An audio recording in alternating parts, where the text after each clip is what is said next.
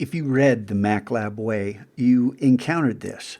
I'll just summarize to give this context. I was getting my master's and I must have been surfing the web mindlessly, and I came upon this graphic. And my master's was the focus was motivation and engagement. And as I worked through the research, it became really apparent to me that intrinsic motivation was where I wanted to focus. And so when I saw this, and it's called How to Be Happy in Business by a guy named Bud Cadell, an interesting character. I looked at this and I had an idea, and I wrote Bud and said, may I repurpose this for education? And I made a copy of my graphic and sent it to him to modify this. And he wrote back the next day and said, yes, with attribution. So, Bud Cadell, thank you very much. ZIM, the zone of intrinsic motivation. In a nutshell, what I want you to do is what teachers, this is where this Venn diagram ends for most teachers. Here's what I want you to do. And do this and you'll get an A. Well, I want engagement. And I want, I would love students to do every single thing. And there are some kids who do it all. And there are others who do some things great and other things not so well. And you know the routine. But have you ever considered asking the students, what do you want to do? And in the context of your classroom, I want to play games. Okay, well, that's over here. In digital arts, though, game graphics, game lore, there's all kinds of different things. You can design a game. That would fall into my what I want you to do circle. And then what do you do well?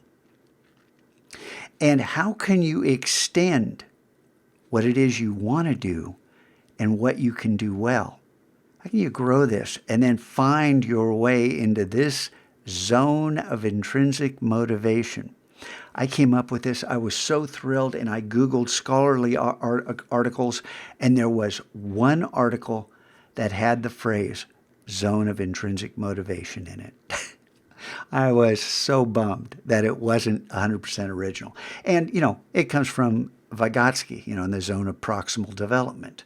And this has become the alpha and omega with AMP, Autonomy, Mastery, and Purpose, the zone of intrinsic motivation.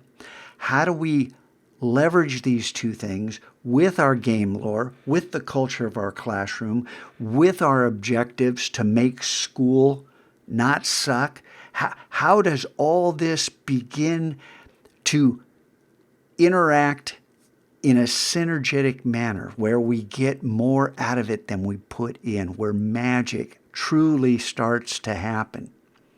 Yeah, there's a lot more to this story, but this is another vital piece to consider. It's not something you have to use. None of this is something you have to use. It's all, what can I spark in your imaginations? Because chances are you're going to come up with something else I'd never considered. And then you're going to tell me about it, and I'm going to be enriched because of that experience. And my students' lives will be improved because of your idea. That was generated from my crazy ideas, and neither one of us, would have ever connected those dots without these interactions. So, pardon my enthusiasm, but I find this incredibly exciting. Because how many classrooms use a Venn diagram like this?